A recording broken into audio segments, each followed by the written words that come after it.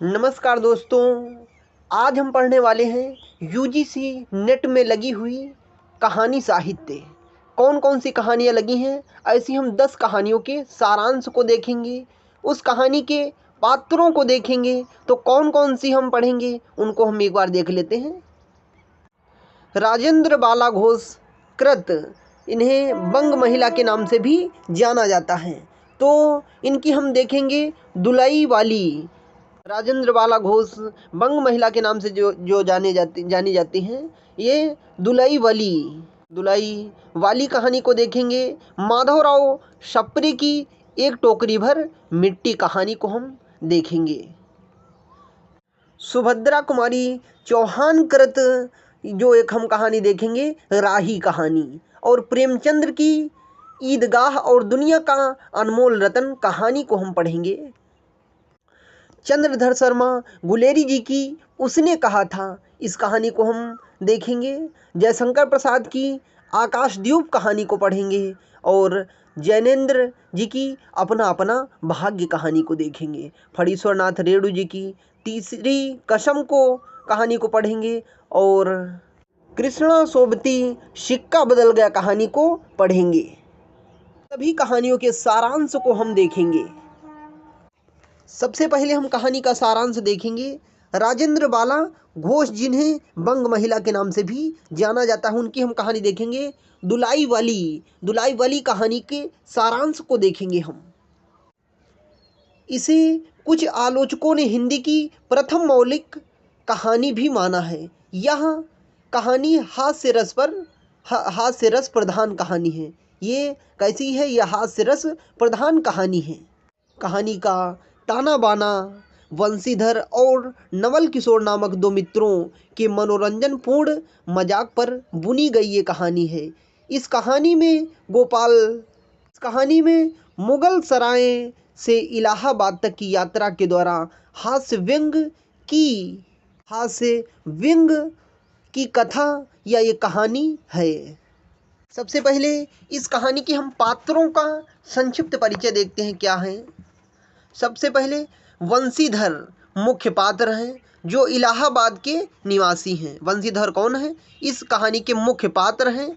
ये इलाहाबाद के निवासी हैं। नवल किशोर वंशीधर का ममेरा भाई, यह हंसमुख व्यक्ति है। जानकी देई वंशीधर की पत्नी एक गृहस्थ महिला हैं। और सीता वंशीधर की शाली हैं। अन्य पात्रों में हम देखेंगे, नवल किशोर की पत्नी का नाम नहीं है इसमें, और वंशीधर की सास साली इक्केवाला आदि और लाठीवान, ये अन्य पात्रों में या गौड़ पात्रों में हम इनको देख सकते हैं। इस कहानी में एक नवविवाहिता है, जिसके साथ इस कहानी में उसके ही पति द्वारा किए गए हंसी मजाक का चित्रण हुआ है। नवविवाहिता अपने पति के हंसी मजाक को समझ नहीं पाती है, इसलिए वह पूरे प्रवास या पूरे सफ़र में डरी और सहमी, जब वो वहाँ से यात्रा कर रही होती हैं तो एकदम डरी और सहमी हुई रहती हैं। डरी सहमी घबराई और रोती हुई उस ट्रेन में सफ़र करती हैं। दोनों दोस्त इलाहाबाद के रहने वाले हैं। रिश्तों में नवल किशोर वंशीधर का ममेरा भाई है, और वंशीधर का ससुराल काशी और नवल किशोर का कलकत्ता में है। वंशीधर का ससुराल कहाँ पर है? वंशीधर का जो ससुराल है वो काशी में ही है, और नवल किशोर का जो ससुराल है वो कहाँ है? कलकत्ता में है। इस कहानी के शुरुआत में ही वंशीधर अपने ससुराल काशी गए हुए हैं, और ससुराल में उनके ससुर नहीं हैं, और एक सास है, शाला है, शाली है। एक सास, एक शाला और एक साली है। वंशीधर काशी के घाट पर स्नान करके बड़ी जल्दी अपनी पत्नी जानकी को खबर देता है, अब हमें अपने गांव तुरंत लौट जाना चाहिए, क्योंकि नवल किशोर की चिट्ठी आई हुई है और सबको मिलकर एक साथ जाना है। जानकी अपने मायके में एक दो दिन और रहना चाहती है, परंतु पति की सब बात मानकर वह अपना सामान भरना शुरू कर देती है। हाँ, जानकी द्वारा लेखिका ने मायके यहाँ पर लेखिका ने जानकी के द्वारा यहाँ पर लेखिका ने जानकी के द्वारा अब मायके आने के बाद बेटी की विदाई का दृश्य दिखाया है कि वो जब अपने मायके जाती है और वहाँ से विदाई लेती है तो उसका यहाँ पर दृश्य रखा है। वो चाहती है कि 1-2 दिन और अपने मायके में रह लूँ, लेकिन वो कहते हैं मेरे दोस्त की चिट्ठी आई है और साथ ही निकलना है। वे किस प्रकार एक बेटी किस तरह अपना मायका बड़े ही दुख से छोड़ पाती है, जानकी के रोने से यह सब हमें पता चलता है। जानकी की बहन सीता उसके साथ जाना चाहती है परंतु वह जा नहीं पाती है। इसी कारण वह भी रो रही है। उनकी जो बहन है वो भी कुछ दिन के लिए उनके यहाँ घूमने जाना चाहती है, लेकिन वो भी जा नहीं पाती, इसलिए उनकी बहन भी रो रही है। पिता के ना होने के कारण लड़कियों की दुख भरी कथा इसमें आती है कि जब पिता ना हो तो उनकी स्थिति क्या रहती है, वो दुख भरी कथा इसमें आती है।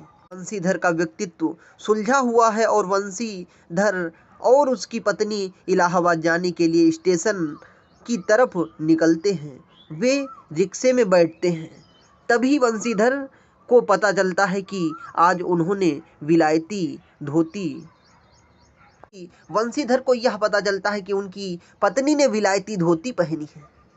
आज उनकी पत्नी ने विलायती धोती पहनी है, जो कि नवल किशोर को विलायती माल पसंद नहीं है। विलायती सामान जो है नवल किशोर को पसंद नहीं है। वे कट्टर स्वदेशी हैं। अपने दोस्त के शरीर पर अगर उसने यह विलायती धोती देखी तो ये जो धोती पहने हैं वे वंशीधर पहने हुए हैं। जो धोती कुर्ता धोती पैजामा नहीं होता वो धोती वो पहने हैं। कौन? वंशीधर पहने हैं। नवल किशोर को विलायती माल पसंद नहीं है। वे कट्टर स्वदेशी हैं। अपने दोस्त के शरीर पर अगर उसने यह विलायती धोती देखी तो वे 2-3 बातें सुना ही देगा। इस बात का डर उन्हें रास्ते भर सताता है, लेकिन अब रिक्शा से उतर भी नहीं सकते थे। भी जानकी और वंशीधर में इस धोती पर बात होती है तो उनकी जो पत्नी है क्या प्रतिक्रिया देती है। जानकी कहती है धोती तो धोती होती है, सिर्फ पहनने के काम आती है। इसमें स्वदेशी धोती हो या विलायती धोती हो, धोती तो धोती होती है, वो चाहे स्वदेशी धोती हो या फिर विलायती धोती हो, दोनों ही पहनी जाती है। उससे क्या फर्क पड़ता। उसके बाद वो स्टेशन पर पहुंचते हैं, स्टेशन पर बैठ जाते हैं। उसके बाद जो रेल के डिब्बे की यात्रा आगे यहाँ पर लेखिका ने स्टेशन का वर्णन किया है। स्टेशन पहुंचकर ये लोग गाड़ी को पूछताछ करते हैं। ये लोग गाड़ी की पूछताछ करते हैं कि कितने टाइम पे निकलेगी, कितने टाइम पे आएगी, वो टिकट वगैरह के लिए पूछताछ करते हैं और नवल किशोर को ढूंढने लगते हैं। लेकिन गाड़ी निकलने का समय हो जाता है। जानकी अपने पति को चिढ़ाती है। वो कहती हैं कि आपके दोस्त हमें बुलाकर कहाँ रह गए। ऐसा वह कहती है नवल किशोर हमेशा मजाक करता रहता है और उसने हमारे साथ मजाक ही किया है। वो हमें तो बुला लिए हैं लेकिन खुद नहीं आए हैं। नवल किशोर थोड़ा मजाकिया टाइप के हैं, इसलिए उनको लगता है कि उन्होंने हमारे साथ मजाक ही किया है। वे आए ही नहीं होंगे। उनकी जो पत्नी है वे कहती हैं कि वे आए ही नहीं होंगे और उनकी नवविवाहिता पत्नी भी नहीं आई होंगी। इतना कहते गाड़ी चल पड़ती है। जिस डिब्बे में ये बैठे हैं उस डिब्बे में बहुत सारी स्त्रियां बैठी हुई हैं। उसमें से एक स्त्री लगातार रोए जा रही है। डिब्बे में बैठे हुए लोगों के मन में यह प्रश्न आ रहा है कि यह स्त्री क्यों रो रही है। उस डिब्बे की स्त्री आपस में बात कर रही हैं और उस स्त्री को समझ रही है कि वह क्यों रो रही है। इस स्त्री को भी इलाहाबाद जाना है। इस स्त्री का पति उसे बिना टिकट अकेला छोड़कर न जाने कहाँ चला गया है। अलग अलग स्टेशन पर वह स्त्री थोड़ी देर बाहर झांकने लगती, फिर गाड़ी चलने के बाद रोना शुरू कर देती। अब नवल किशोर को लगता है अब वंशीधर को लगता है कि इस स्त्री की सहायता करनी चाहिए। किसको? वंशीधर को लगता है कि अब इस स्त्री की सहायता करनी चाहिए और वे सम्मानवश सहयोग करने की भावना उनमें जागृत होती है और वह वंशीधर कहते हैं कि मैं आपकी मदद कर दूंगा, उस स्त्री को उसके पति के पास छोड़ भी दूंगा। वे उस स्त्री से कहते हैं कि मैं आपकी सहायता करूंगा, मैं आपको इलाहाबाद में छोड़ दूंगा, उस आपके पति के साथ छोड़ दूंगा, आपके पति को मिलवा दूंगा।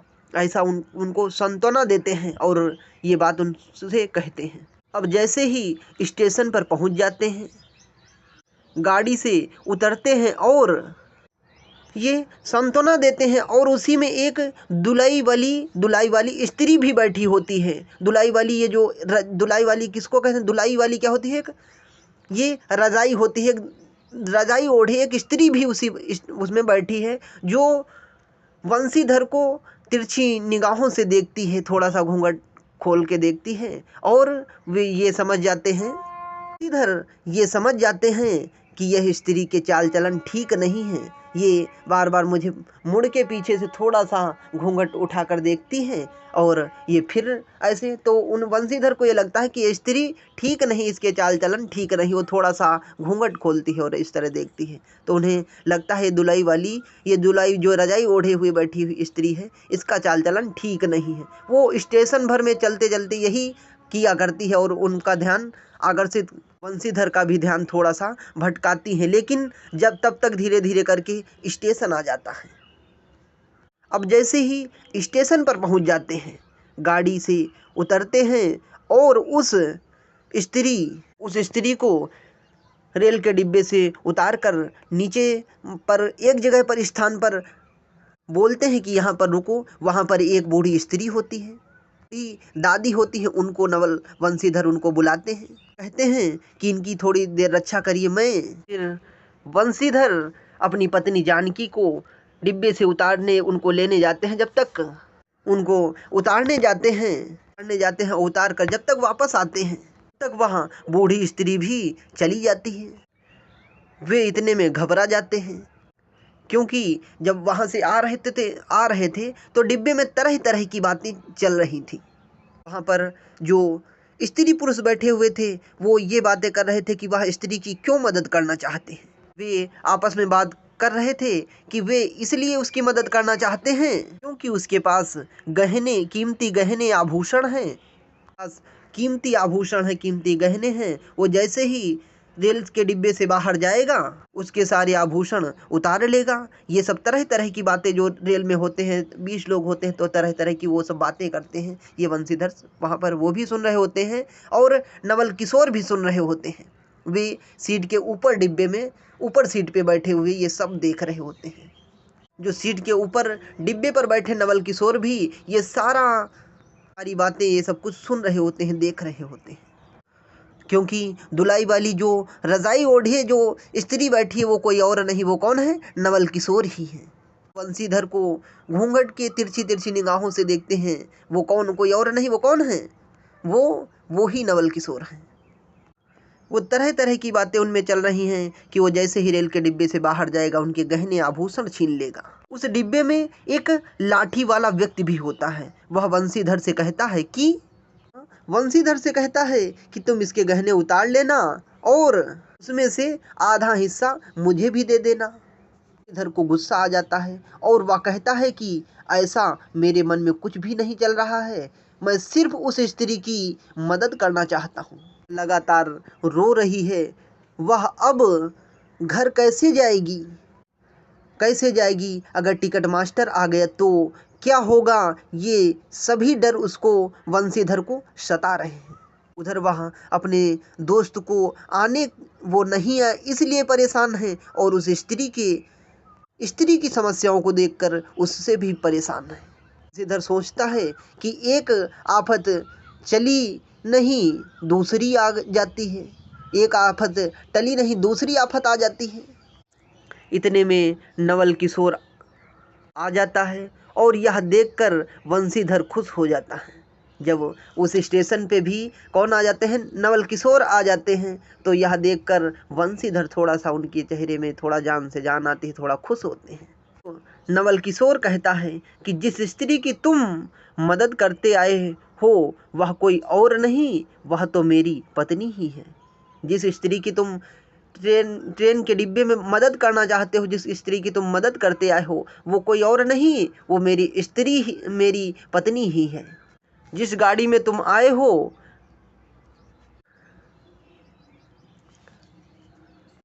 ऊपर की सीट पर बैठी थी कोई स्त्री, दुलाई वाली जो थी वो कोई और नहीं, मैं ही था। मैं ऊपर की सीट पर बैठा, यह सब देख रहा था कि मेरा दोस्त तो सबकी मदद करता है। इतने में यह सब सुनकर उसकी पत्नी भी हंसने लगी, और नवल किशोर कहता है कि मेरे पास टिकट थे। जब वो कहते हैं कि मैं तो डर रहा था कि टीटी वगैरह ना आ जाए जिससे यह घटना और थोड़ा बढ़ जाए, लेकिन नवल किशोर कहता है कि मेरे पास टिकट थे और मैं वहाँ आ जाता।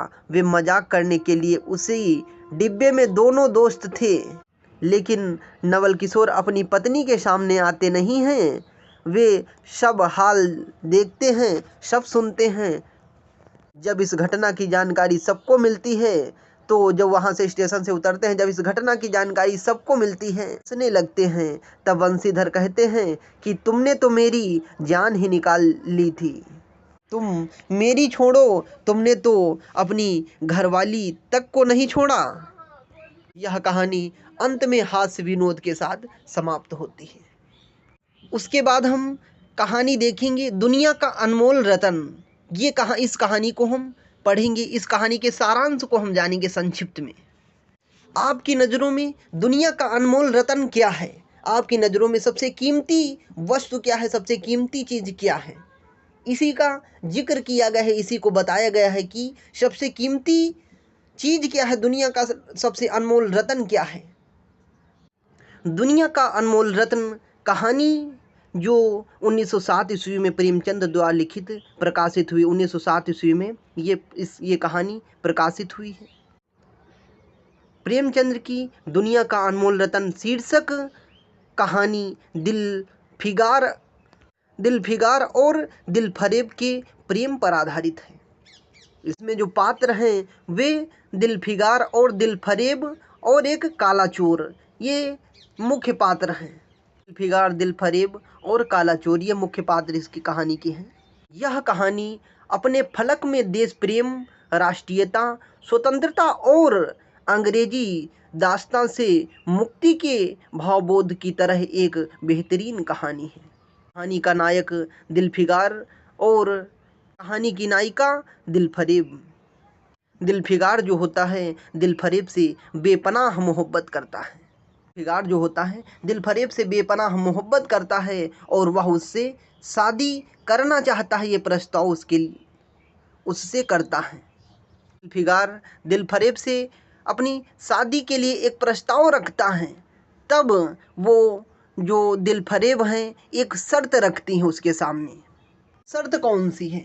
वो शर्त ये है कि वो शर्त में कहती हैं कि अगर तुम हमारे लिए दुनिया का सबसे बेशकीमती चीज़, दुनिया का सबसे अनमोल रत्न लाकर मुझे दोगी, तब ही मैं तुमसे शादी करूँगी, नहीं तो खाली हाथ आने पर सूली पर लटका दिया जाएगा। जब दिलफिगार दिलफरेब से यह कहता है कि मैं तुमसे शादी करना चाहता हूँ, तब दिलफरेब कहती है यदि तू वास्तव में मुझसे प्रेम करता है तो पहले जा दुनिया का सबसे अनमोल चीज़ या दुनिया का सबसे अनमोल रत्न लेकर मेरे लिए आ। यदि तू दुनिया का सबसे अनमोल रत्न लेकर आएगा तो मैं तेरे से शादी कर लूँगी, नहीं तो तुझे सूली पर लटका दिया जाएगा। ये खाली हाथ आया अगर तो तुझे सूली पर लटका दिया जाएगा। ये उसके लिए एक बड़ी चुनौती है, बड़ी समस्या है कि दुनिया का अनमोल रतन क्या है, वो इसे कहाँ से और कैसे लाएगा। वह वर्षों तक खाक छानने के बाद एक दिन काला चोर देखता है। वह वर्षों तक घूमता रहता है, इधर उधर भटकता रहता है, और एक दिन उसे एक काला चोर दिखता है। उस काला चोर को सजाए मौत दी जाती है, उसको फांसी दी जाती है। उस काला चोर को फांसी दी जाती है तो काला चोर एक छोटे बच्चे को देखता है, खेलते देखता है और उसकी आंखें भर आती हैं। जो काला चोर होता है उसको फांसी दी जाती है, लेकिन वो एक बच्चे को देखता है और उसकी आंखों से आंसू आ जाते हैं। वो खेलते देखता है, क्योंकि जब उस छोटे से बच्चे को खेलते हुए देखता है तो उसे भी अपना बचपन याद आ जाता है, अपना वो छोटा सा जब खेलना कूदना वो याद आ जाता है, तो उसकी आंखों से आंसू आ जाते हैं। काले चोर की आंखों से आंसू आ जाते हैं। उस काले चोर की उस आंख के आंसू को दिल फिगार अपनी प्रेमिका के समक्ष अनमोल रतन के रूप में पेश करता है। जो काला चोर की आंखों से आंसू गिरा हुआ होता है उसे अपने प्रेमिका दिल फरेब के पास पेश करता है और कहता है कि यह दुनिया का सबसे कीमती चीज है या दुनिया का सबसे अनमोल रतन है। दिल फरेब उसे शाबाशी देती हैं और कहती हैं, यह निश्चित ही बेशकीमती चीज है, परंतु यह दुनिया का अनमोल रतन तो नहीं है। यह बिल्कुल बेशक इसमें कोई संदेह नहीं कि यह कीमती है, लेकिन ये दुनिया का सबसे अनमोल रतन नहीं है। टूटे हारे मन से दिल फिगार पुनः संसार में खोजते हुए फिर वह खोजते खोजते जाता है। एक सती हुई स्त्री की राख अपनी प्रेमिका के समक्ष पेश करता है। एक पुरुष खत्म हो जाता है, जब निधन हो जाता है तो उसके साथ उसकी प्रेमिका को भी जलाया जाता है। वो सती प्रथा जिसे कहते हैं, उसको देखते हैं, उसको जलते हुए देखते हैं। जब एक पति की मृत्यु हो जाती है, उसके साथ उसकी पत्नी भी, वो जो उसको सती किया जाता है, वो यह दृश्य देखता है तो वो कहता है, यही सबसे कीमती, यही दुनिया का सबसे अनमोल रतन है, यही सबसे कीमती चीज है। क्योंकि जिसके प्रेम में पति के खत्म होने पर, समाप्त होने पर उसकी पत्नी भी सती हो जा रही है, यही बेशक दुनिया का सबसे कीमती चीज है। इसे ही वो जब उसको जलाया जाता है, उसके बाद जब उसकी राख होती है, उस राख को लेकर फिर किसके दिल फरेब के पास पहुंचता है? कौन? दिल फिगार उसके पास पहुंचता है। दिल फरेब राख को आंखों से लगा लेती हैं और इसे बेशकीमती तो मानती हैं, कहती हैं ये भी बेशकीमती है, ये भी दुनिया का अनमोल रतन है, लेकिन ये सबसे अनमोल नहीं है, ये उतना अनमोल नहीं है जो दुनिया का अनमोल रतन जिसे कहा जा सके। सकी कीमती है, लेकिन ये दुनिया का सबसे अनमोल रतन नहीं है। ये दिल फिगार टूटे हारे मन से फिर भटकता हुआ वहाँ से चल देता है और फिर वहाँ से भटकता हुआ, हारा हुआ ऐसा लगता है कि अब मुझे दुनिया का अब कीमती, जो दुनिया का अनमोल रतन है, मुझे अब नहीं मिलेगा, ऐसा उसके दिमाग में आने लगता है धीरे धीरे। लेकिन वो हार नहीं मानता है, फिर भी वो चलता रहता है, ढूंढता रहता है कि क्या ऐसी कौन सी वस्तु है जो दुनिया का सबसे अनमोल रतन है। पहली बार वहां जाता है तो सैनिकों में युद्ध चल रहा होता है, एक अपने देश के लिए और उनको अपने देश के लिए, कि मुझे अपना देश पसंद है, मुझे अपने देश के लिए, मातृभूमि के लिए मैं अपने प्राणों की आहुति दे दूंगा। और वो कहते हैं मैं अपने देश के लिए अपने प्राणों की आहुति दे दूंगा। दोनों में युद्ध चल रहा होता है। सारे सैनिक धीरे धीरे करके समाप्त होते जा रहे हैं। एक सैनिक खून से लथपथ, बिल्कुल उसके शरीर में जितना खून है, जब तक उसकी सांसें जलती हैं तब तक वह लड़ता है और उसके शरीर से एक एक खून का जब कतरा निकल जाता है तब वो वहाँ पर गिर जाता है। गिरकर समाप्त खत्म हो जाता है वो सैनिक। उसी खून के एक कतरे को लेकर फिर दिल फरेब, जो दिल फिगार है, वो दिल फरेब के पास जाता है। खून के कतरे को लेकर दिल फिगार जो है दिल फरेब के पास जाता है और कहता है कि ये है दुनिया का सबसे बेशकीमती या दुनिया का सबसे अनमोल रतन, यही है। ये कौन कहता है? दिल फिगार कहता है कि ये है दुनिया का सबसे अनमोल रतन है, ये दुनिया का सबसे बेशकीमती।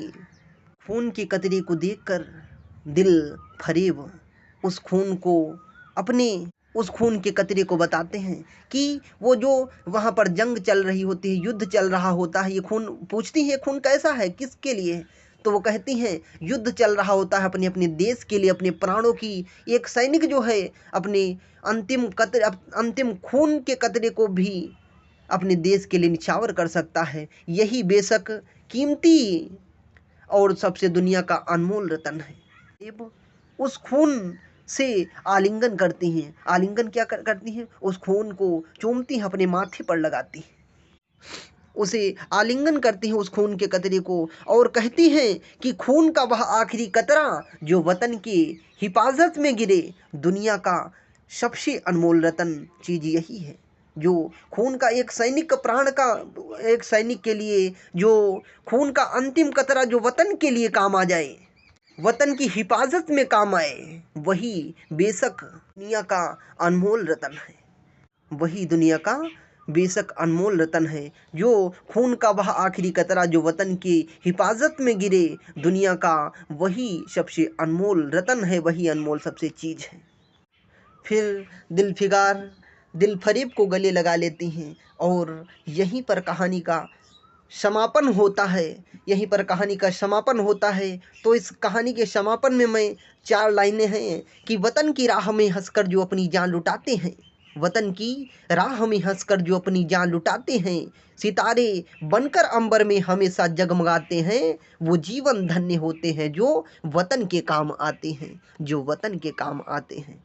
तो ये दुनिया का अनमोल रतन था, जो कहते हैं कि खून का वह आखिरी कतरा जो वतन के हिफाजत में गिरे, वही दुनिया का सबसे अनमोल रतन है। तो वतन की राह में हंसकर जो अपनी जान लुटाते हैं, सितारे बनकर अंबर में हमेशा जगमगाते हैं, वो जीवन धन्य होते हैं जो वतन के काम आते हैं। अगली हम कहानी देखेंगे ईदगाह। ये ईद के अवसर पर हामिद का जिद करना और मेले देखने जाना, ये ऐसी कहानी है। ये प्रेमचंद्र की ईदगाह, प्रेमचंद की विश्व प्रसिद्ध बाल मनोविज्ञान पर आधारित कहानी है। ईदगाह चांद पत्रिका में 1933 में प्रकाशित हुई है। ईदगाह चांद पत्रिका में कितने सन में प्रकाशित हुई है? 1933 में प्रकाशित हुई है। ईदगाह प्रेमचंद्र की कुछ चुनिंदा कहानियों में से एक है। प्रेमचंद्र जीवन भर अभाव, निराशा, निर्धनता के जिस अंधेरे से गुजरे थे, ईदगाह कहानी में उन्होंने उसी अंधेरे से जूझते हुए भारतीय जनजीवन की कथा कही है। ईदगाह प्रेमचंद्र की एक चर्चित कहानी। इस कहानी का मुख्य पात्र नन्हा बच्चा हामिद होता है। कथा वस्तु अब हम देखते हैं। रमज़ान के पूरे 30 रोज़ों के बाद ईद का आगमन होता है, तो बच्चों में अपार खुशी होती है। बच्चे के नए नए कपड़े पहनकर धज कर ईद जाने की नए नए कपड़े पहनकर सज धज कर ईदगाह जाने की तैयारी करते हैं, जहां पर मेले का आयोजन होता है। आज ईद है। इस अवसर पर बड़े बूढ़ों से ज़्यादा तो लड़के प्रसन्न हैं। छोटे छोटे लड़के, जो ईद का अवसर होता है उसमें बड़े बूढ़ों से ज़्यादा, सबसे ज़्यादा खुशी, किसी होली हो या दिवाली हो, होली हो, तो सबसे ज़्यादा कहते हैं बच्चे, कहते हैं मुझे पिचकारी चाहिए जैसे कलर है। तो उसी तरह ईद के अवसर पे भी ईदगाह पर जाते हैं, जहाँ पर मेले का आयोजन होता है। तो छोटे छोटे बच्चों में एक हर्ष उल्लास होता है कि हम भी मेला जाएंगे। अगर आपने भी कभी अनुभव किया है कि जब छोटे छोटे थे, बच्चे थे, तो मेला जाने की कैसी उत्सुकता होती है, तो आप भी इसको अपने जीवन में उतार सकते हैं। एक बार फिर से अपने बचपन को याद कर सकते हैं इस कहानी को देखकर। इस अवसर पर गांव के सभी लोग ईदगाह जाने की तैयारी में हैं। महमूद के पास 12 पैसे हैं। महमूद के पास 12 पैसे हैं और मोहसिन के पास 15 पैसे हैं। वे कहते हैं कि इतने पैसे से वे अनगिनत सामान लाएंगे, खिलौने और मिठाइयाँ और अन्य। इस अवसर पर सबसे अधिक खुशी हामिद को है। ये जैसे सबको खुशी है, लेकिन सबसे ज़्यादा जो वहाँ पर खुशी दिख रही है उसको हामिद को दिख रही है। भी खुश है कि आज ईद है, हमें ईदगाह पे जाना है, हमें मेला देखने जाना है। ईद को भी बहुत खुशी है।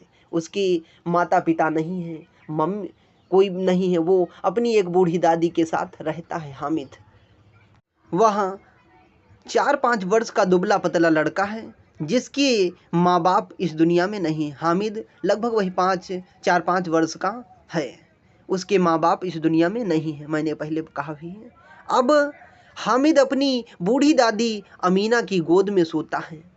हामिद को भरोसा है कि उसके यह जानकारी नहीं है कि उसके माता पिता नहीं है, उसके जो अब्बा जान और अम्मी जान उसके इस दुनिया में नहीं, उसे ये भी नहीं पता है, क्योंकि बूढ़ी दादी ने उन्हें कुछ और ही बता रखा है। हामिद को भरोसा है कि उसके अब्बा जान रुपया कमाने गए हैं।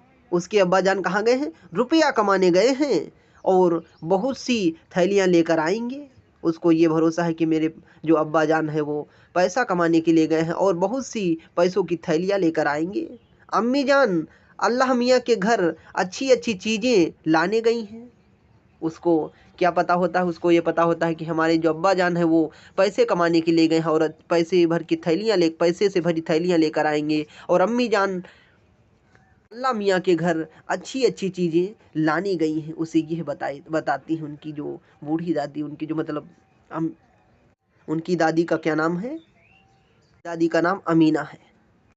पैसे के अभाव में हामिद की दशा अत्यंत दयनीय है। हामिद के पाँव में जूते नहीं हैं, हामिद के पाँव में जूते भी नहीं हैं। सिर पर एक रानी टोपी है, फिर भी वहाँ दिल खुश है। फिर भी उसके पास पैसे जूते नहीं हैं और सिर पर एक टोपी है, भी हामिद बहुत खुश है।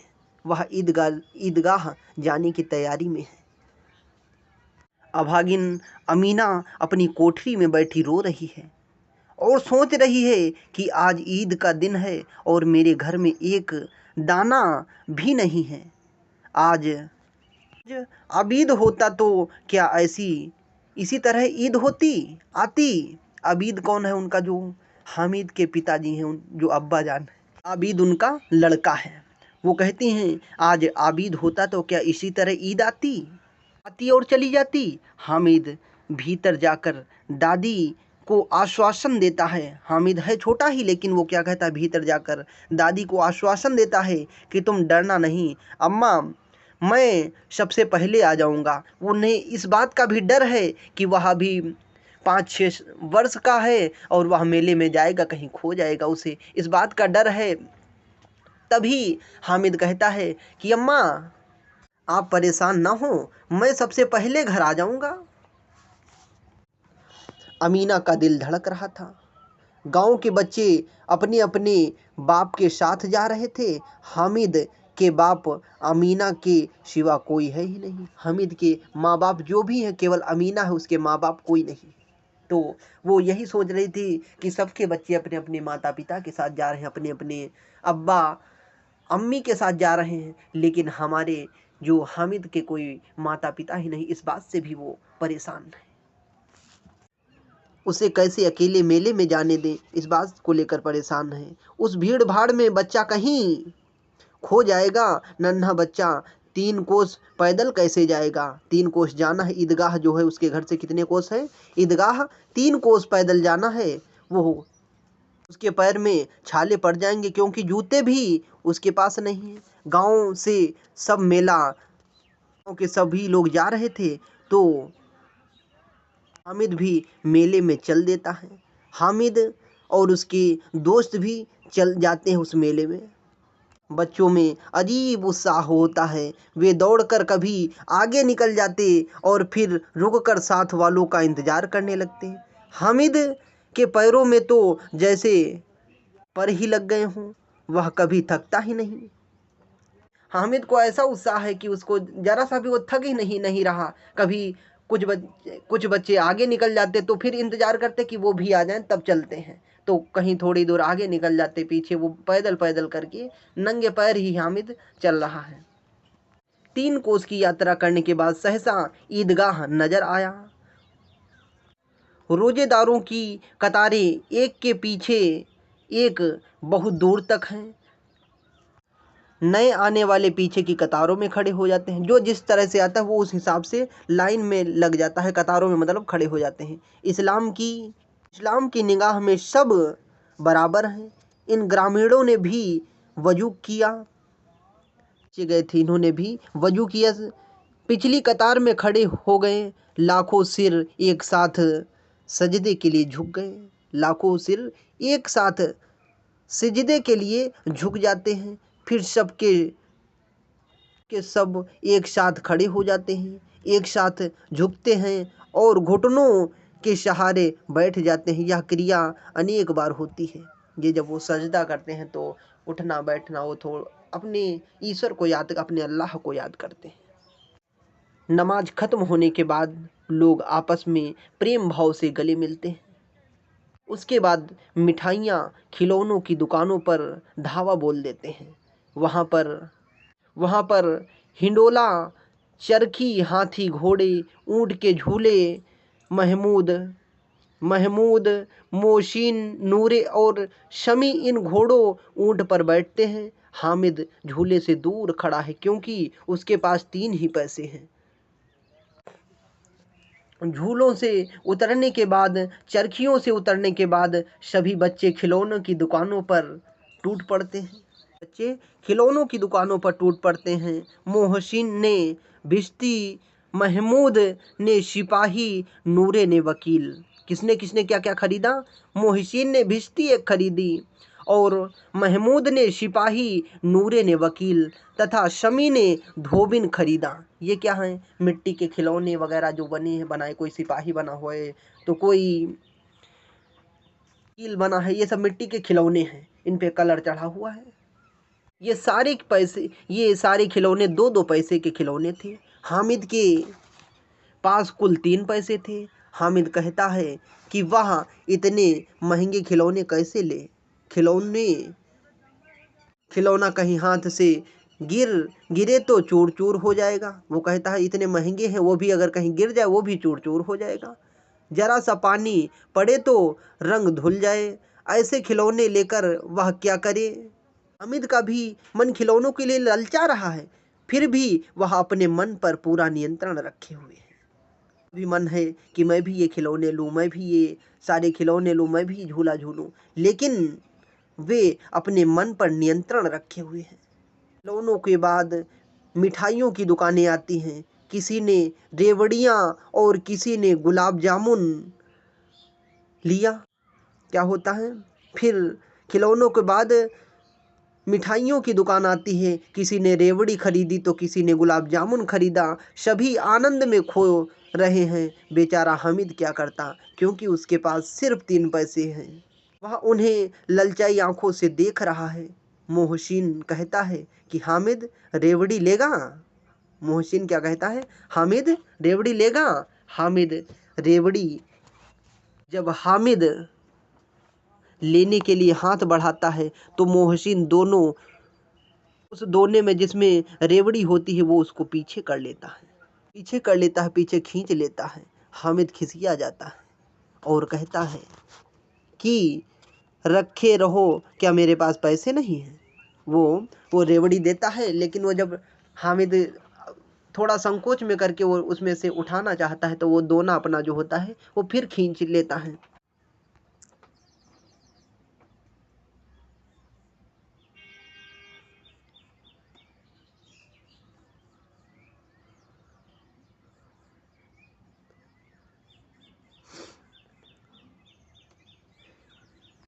मोहसिन कहता है कि रेवड़ी लेगा हामिद?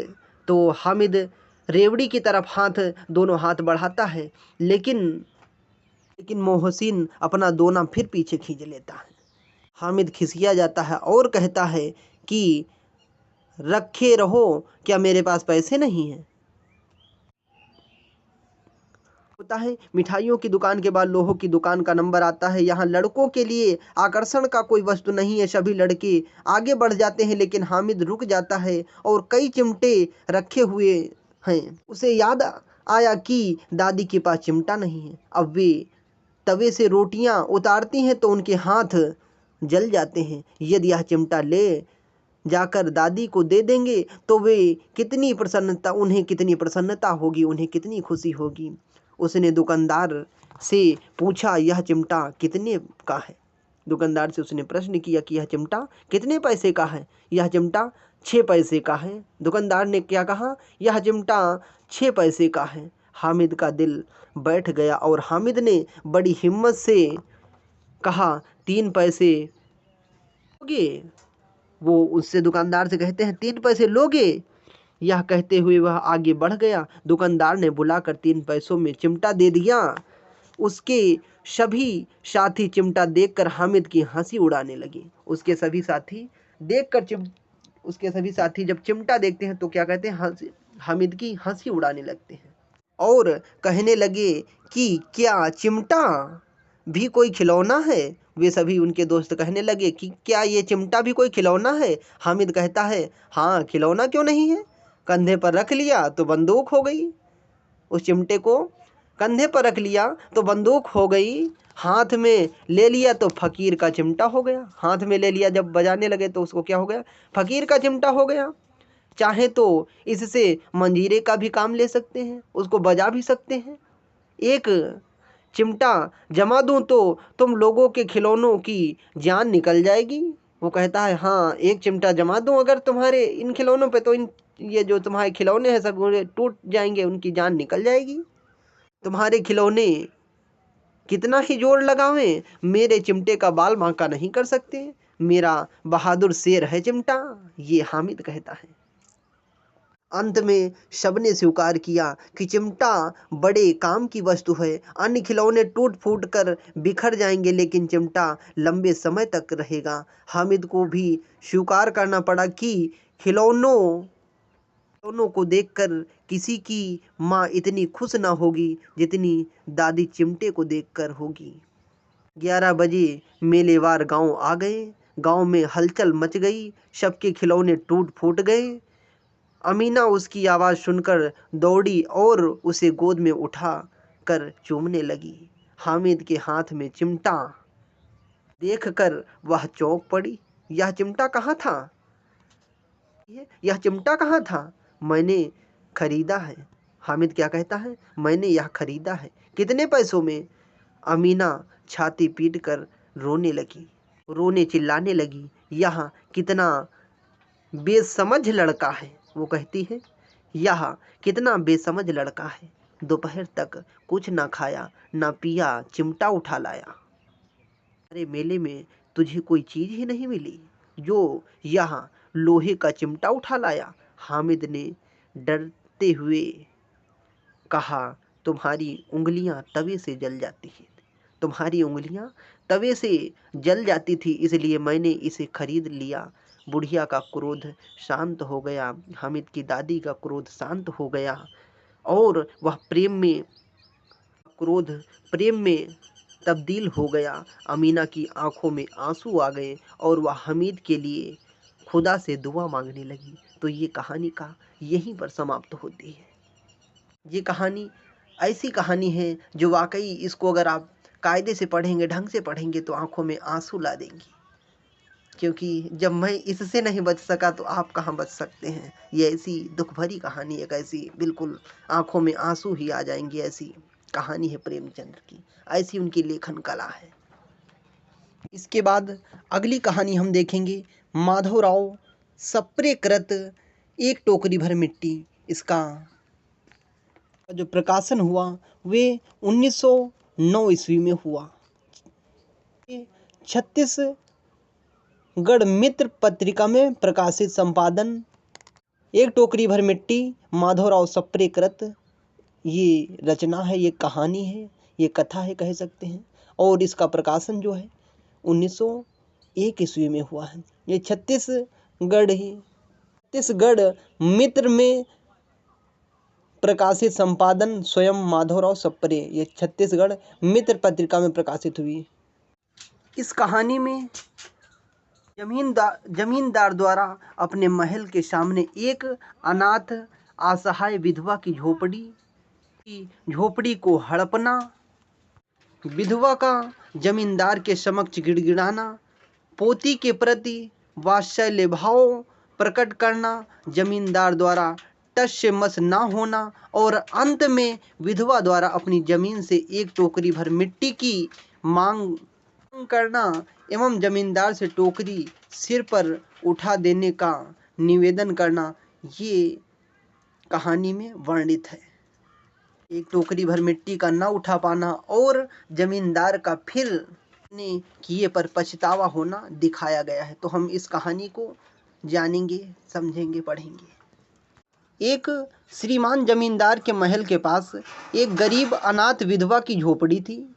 जमींदार साहब को अपने महल को झोपड़ी तक बढ़ाने की इच्छा हुई। किसको? वो जो एक श्रीमान जमींदार हैं, उनको लगा कि ये जो झोपड़ी है उसको हम अपने महल में ही रख ले, उसको झोपड़ी हटा दें, ये उनकी इच्छा थी।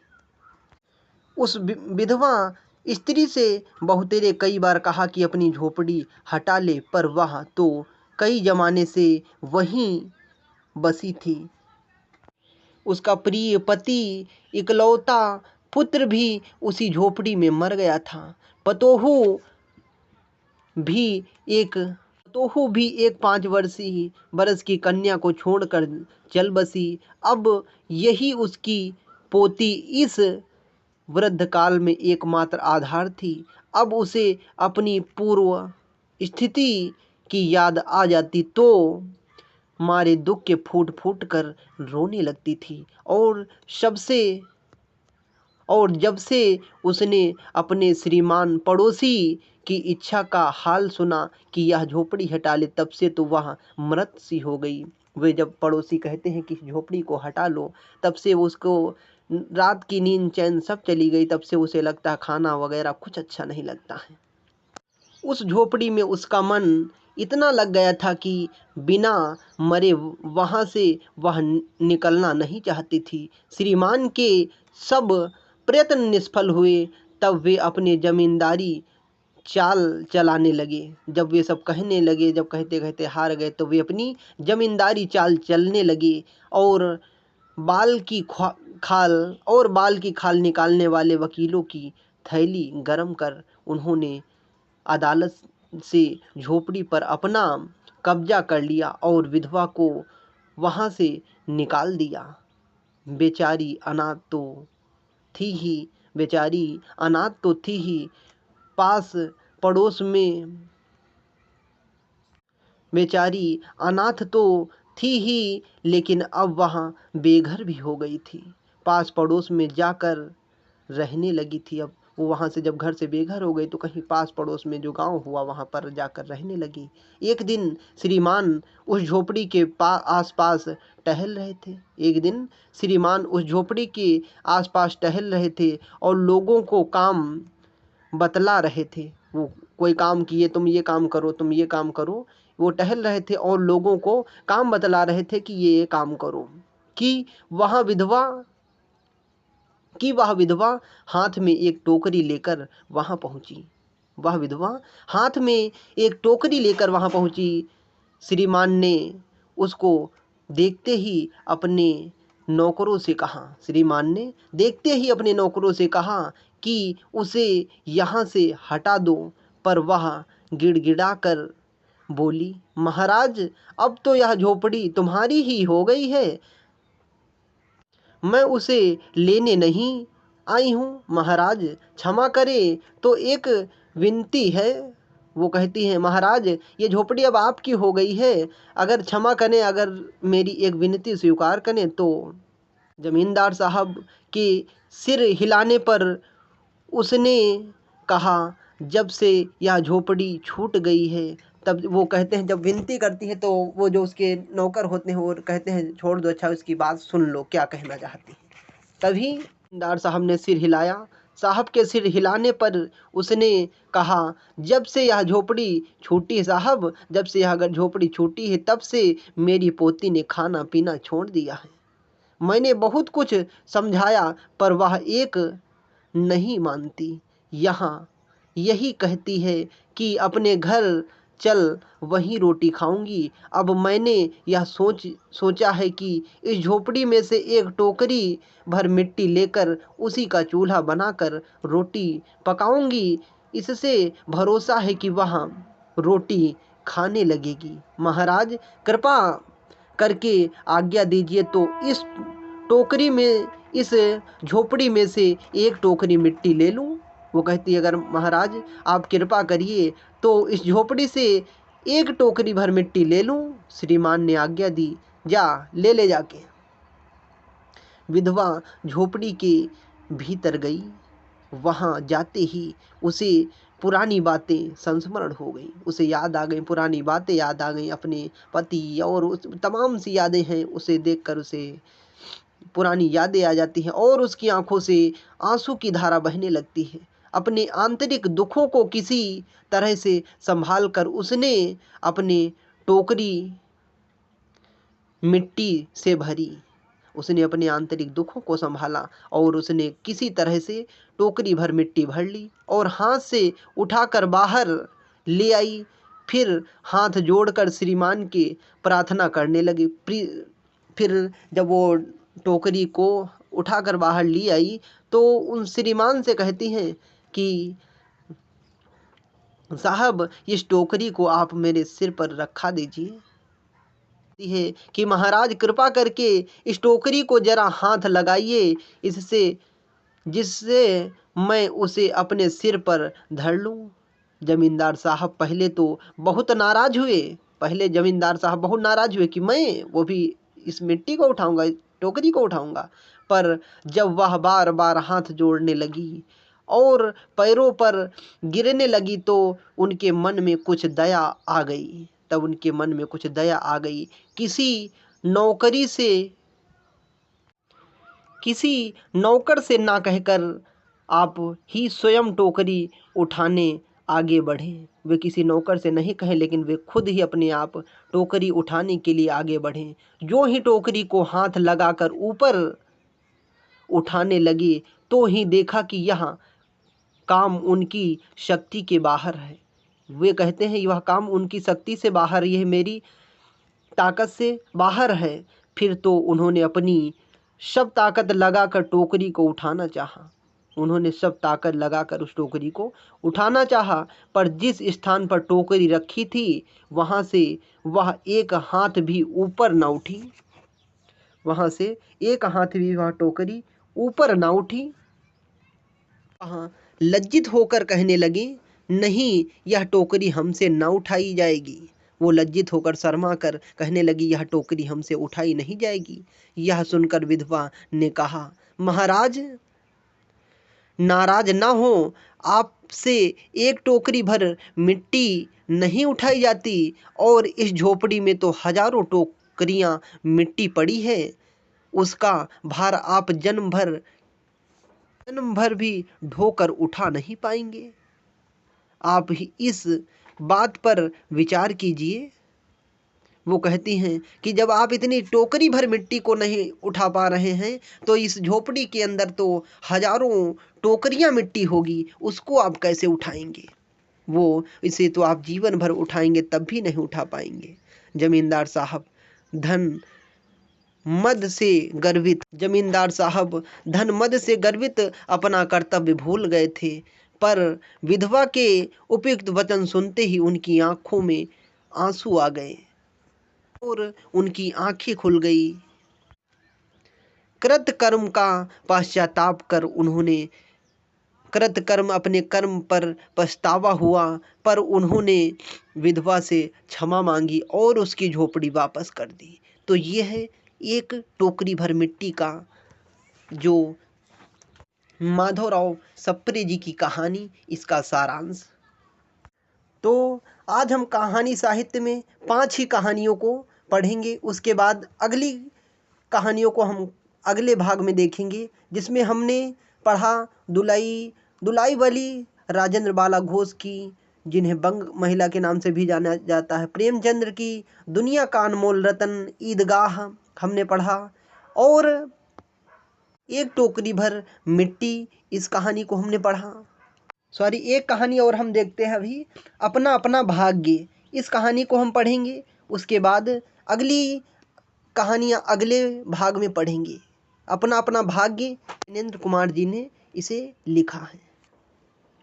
अपना अपना भाग्य कहानियों में सामाजिक विषमता, इसे अपना अपना भाग्य कहानी किसने लिखा? जैनेंद्र जी ने लिखा है।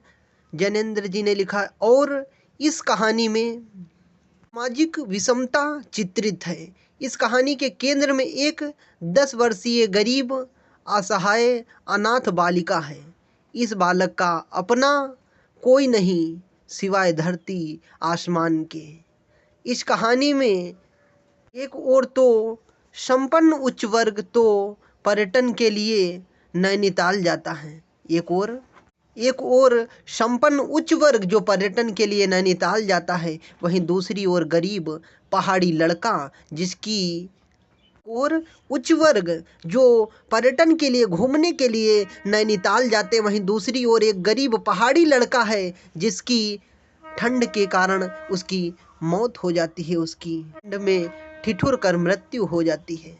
इस कहानी को लिखा है जैनेंद्र कुमार जी ने जो लिखा इस कहानी को, कहानी में लोग झूठी, इस कहानी में उस गरीब और असहाय मृतक बालक के प्रति झूठी दया से संचालित मनोवृत्ति, खोखली सहानुभूति और थोथी मानवीयता पर कहानी का जैनेंद्र जी ने व्यंग्यात्मक तीखा प्रहार किया है। कहानी के अंत में यह वाक्य है कि सब सुना और सोचा अपना अपना भाग्य है। सब सुना और सोचा अपना अपना भाग्य है। ये कह के सब लोग टाल देते हैं कि सबका अपना अपना भाग्य है, ये कह के। तो इस कहानी को के सारांश को हम देखेंगे। इस कहानी में पात्र कौन है? एक 10 वर्षीय अनाथ बालक है। कथानायक का मित्र है। कितने हैं इसमें? एक 10 वर्षीय बालक, कथानायक और कथानायक का मित्र, ये 3 मुख्य पात्र हैं इसमें। अपना अपना भाग्य कहानी द्वारा लेखक ने अपने व्यक्तिगत स्वार्थों से ऊपर उठकर नैतिकता, परोपकार, सामाजिक जिम्मेदारी का संदेश दिया है। प्रस्तुत कहानी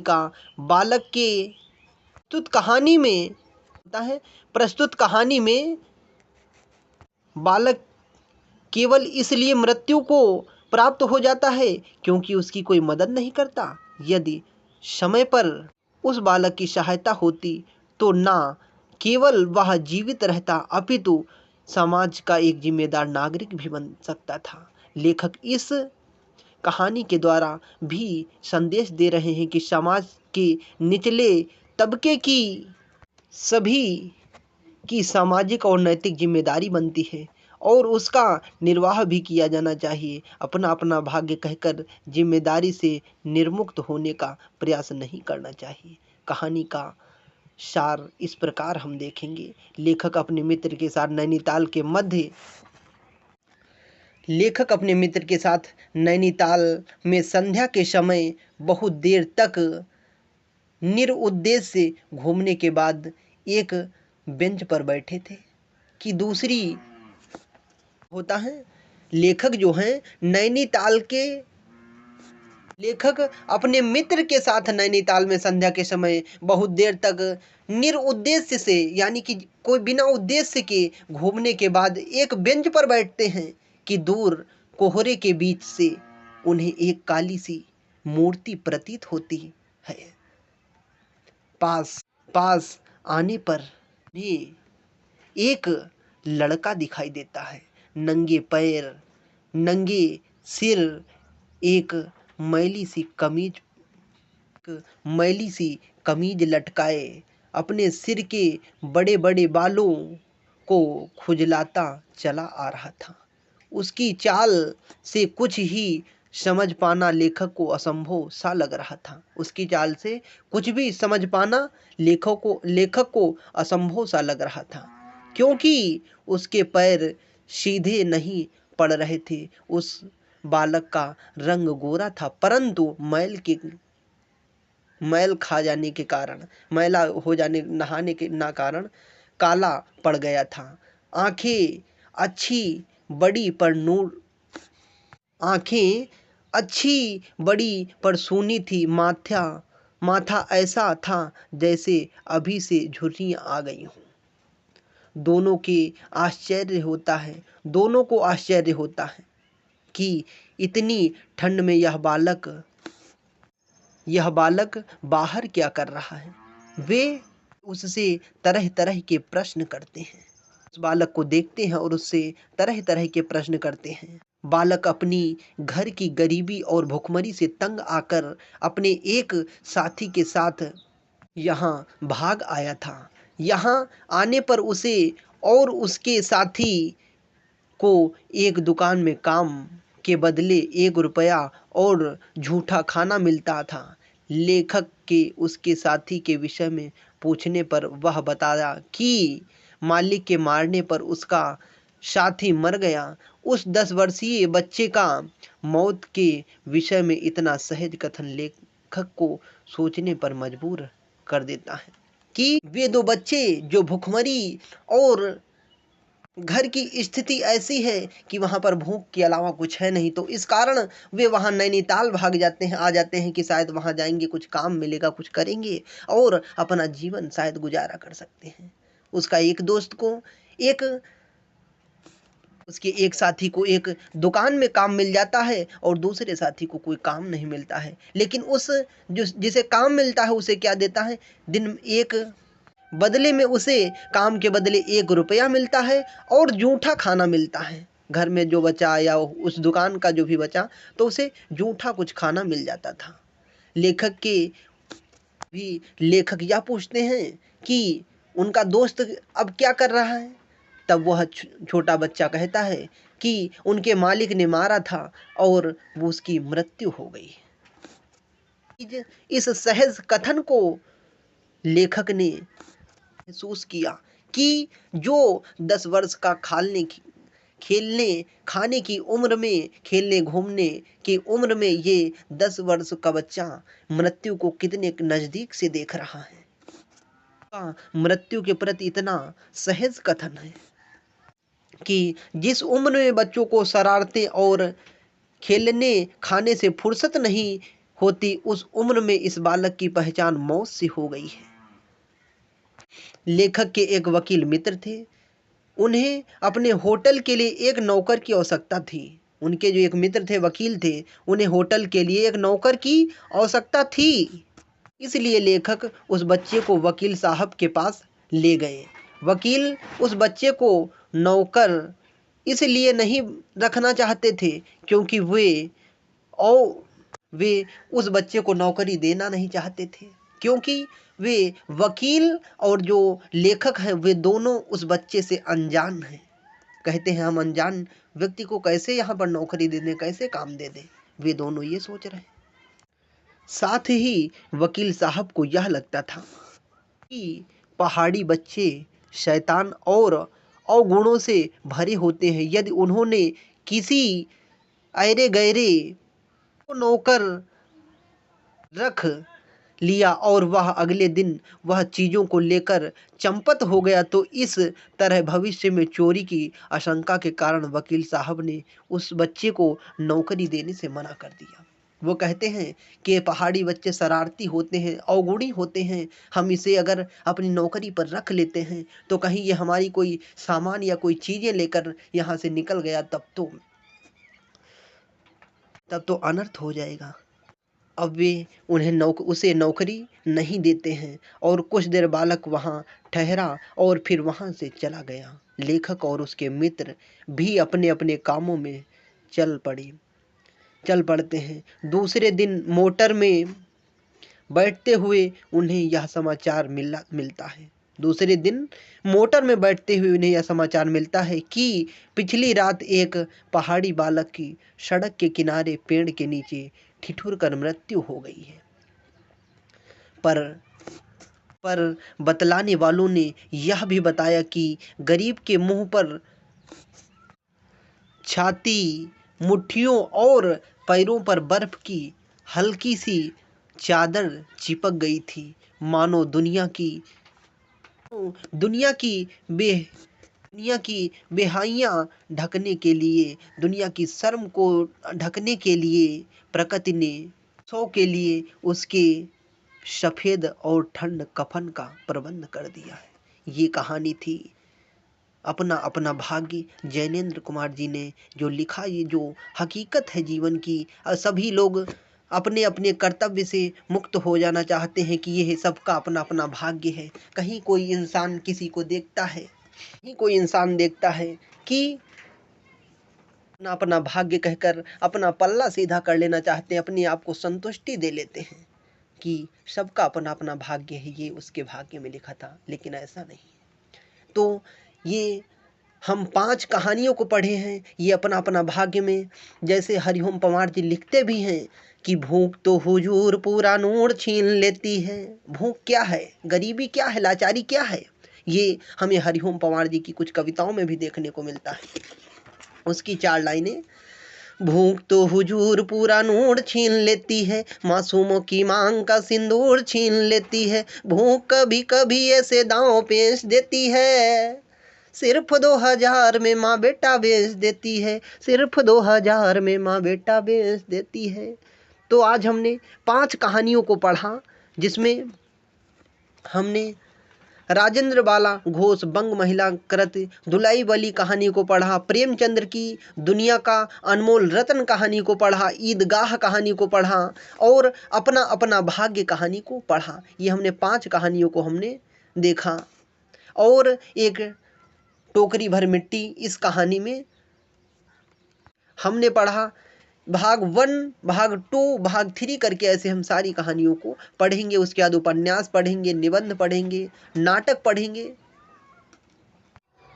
नमस्कार दोस्तों, आज हम पढ़ने वाले